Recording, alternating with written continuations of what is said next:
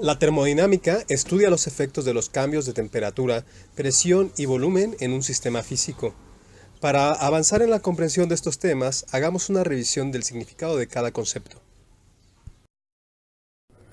Un sistema termodinámico es una porción específica del universo limitado por una frontera. Dentro de estos límites se sitúa la materia que queremos estudiar. La distinción entre sistema y entorno es arbitraria. El sistema es lo que el observador ha escogido como objeto de estudio. La frontera es la división entre el sistema y el entorno. A través de esta frontera puede ocurrir intercambio de trabajo, calor o materia. Podemos clasificar los sistemas termodinámicos en abiertos, cerrados y aislados. Para un sistema abierto existe intercambio de materia y energía entre el sistema y su entorno. En un sistema cerrado resulta posible intercambiar energía pero no materia. En un sistema aislado, el cual solo existe de manera ideal, no se transfiere materia ni energía al entorno. Nos referimos a sistemas abiertos cuando pensamos en una taza de café caliente, el cuerpo humano o el motor de un automóvil. En todos estos casos existen flujos de energía y de materia. ¿Quién no se ha tomado un refresco bien frío? Las latas están diseñadas para enfriarse rápido y conservar la integridad del contenido. Intercambia energía, pero no materia. Esto es un ejemplo de sistema cerrado. Otros ejemplos son las bombillas eléctricas. La luz que recibimos es una forma de energía. Los focos tienen una atmósfera inerte para alargar la vida del filamento. Revisemos ahora los conceptos de presión, volumen y temperatura. La presión es la fuerza ejercida sobre un área específica. El volumen es el espacio ocupado por un cuerpo. La temperatura es una magnitud relacionada con la energía contenida en un cuerpo. A pesar de que contamos con una noción intuitiva, esta noción es desarrollada por comparación. Cuando pensamos en temperatura, pensamos en frío o caliente. Pero la temperatura es un valor numérico que establece cuando dos o más sistemas se encuentran en equilibrio térmico. Consideremos que A y B no están en contacto directamente, pero cada uno tiene contacto con C. A tiene mayor temperatura que B en un inicio. Después de cierto tiempo, A, B y C tienen la misma temperatura. A cede energía a B y C, y todos alcanzan la misma temperatura. A esta situación se le llama equilibrio térmico. Ahora revisemos las relaciones que existen entre las variables termodinámicas. Comencemos con la ley de Boyle-Marriott, la cual describe la relación presión-volumen de un gas para un proceso isotérmico, o sea, a temperatura constante. Lo que expresa esta ley es que el volumen de un gas con una masa constante es inversamente proporcional a la presión que el gas ejerce, lo que significa que el producto de la presión y el volumen es constante. Veamos el siguiente ejemplo. Con el desplazamiento del émbolo de la jeringa, modificamos el volumen que ocupa el gas contenido. Con esto también modificamos la presión. En el caso de la izquierda, comprimimos el gas. El aumento de la presión se percibe como un empuje en el contacto con el dedo. En la derecha, se produce una expansión. Para este caso, la variación de la presión se percibe como succión, lo que significa que la presión en el sistema es menor que en el entorno. Continuemos con la relación volumen-temperatura a presión constante, es decir, un proceso isobárico. A esta ley se le conoce como ley de Charles. Esta ley expresa que el volumen de un gas es directamente proporcional a la temperatura del gas. La proporción creada por cada uno de los estados volumen-temperatura es constante. El ascenso de los globos aerostáticos puede ser explicado con la ley de Charles. Los quemadores aumentan la temperatura del aire, por lo que el globo es inflado. El volumen del aire contenido es mayor que el volumen de la misma masa del aire del entorno, es decir, tiene una densidad menor.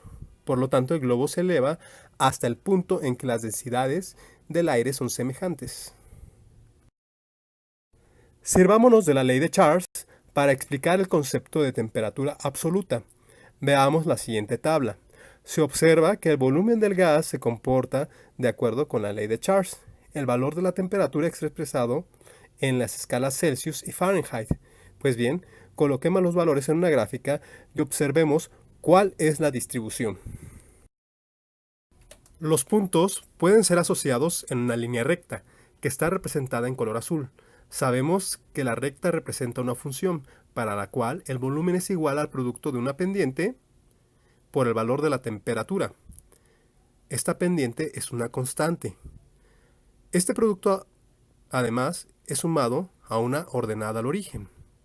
Haciendo una regresión lineal, podemos obtener fácilmente la pendiente. Hagamos una proyección de la recta hasta que toque el eje de los valores de la temperatura, es decir, cuando el volumen es cero. En este caso, obtuvimos un valor de menos 272.7 grados Celsius. Puede adjudicarse el error al manejo de cifras significativas, pero es notable que el valor es muy cercano a menos 273.15 grados Celsius, que corresponde al cero absoluto o 0 Kelvin.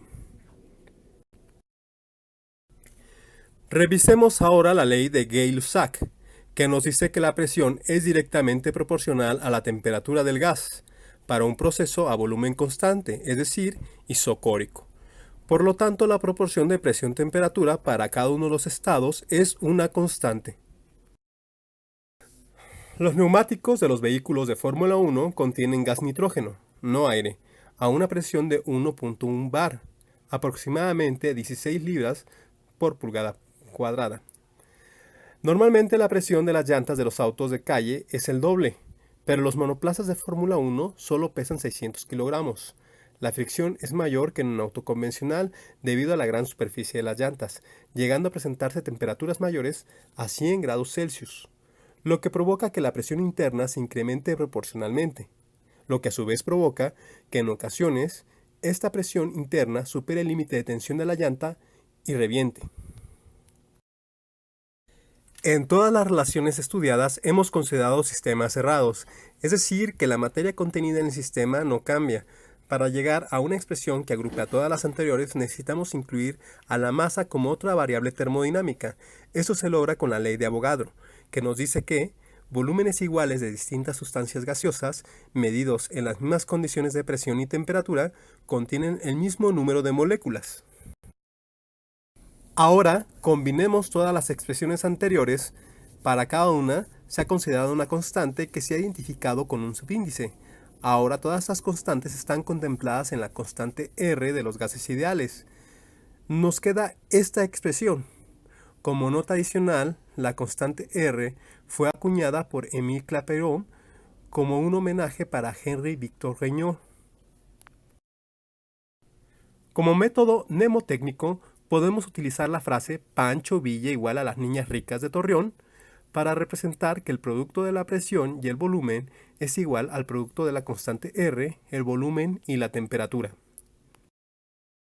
En esta tabla se muestran distintos valores de la constante R dependiendo de las unidades y escalas utilizadas. Es importante utilizar el valor adecuado que cumpla con el análisis dimensional, considerando que el producto de la presión y el volumen da origen a unidades de trabajo. Como ejercicio de imaginación, vamos a crear una nueva escala termométrica. El mercurio es muy tóxico, utilicemos mejor el galio, que puede ser fundido con el calor de nuestras manos, y es mucho menos tóxico. Su coeficiente de dilatación y su temperatura de ebullición nos pueden ayudar a construir termómetros que abarquen un intervalo de temperaturas que se presenten en el proceso de destilación del petróleo crudo. Llamemos a estos grados Kekulé, en honor al grandioso químico que soñó con serpientes para encontrar la estructura del benceno. Utilicemos la temperatura absoluta para referir los factores de conversión y la ordenada al origen, que se encuentran en la primera expresión. También podemos obtener factores de conversión para la escala Celsius, Rankine y Fahrenheit. En este esquema podemos notar la aplicación de la escala Kekulé. A menos de 0 grados Kekulé obtenemos gases como el metano, etano, propano y butano. Si seguimos avanzando, podemos encontrar que a 40 grados Kekulé obtenemos hidrocarburos de cadena muy larga como el asfalto. Para ahondar en el tema, pueden ser consultadas las siguientes fuentes. Muchísimas gracias por la atención.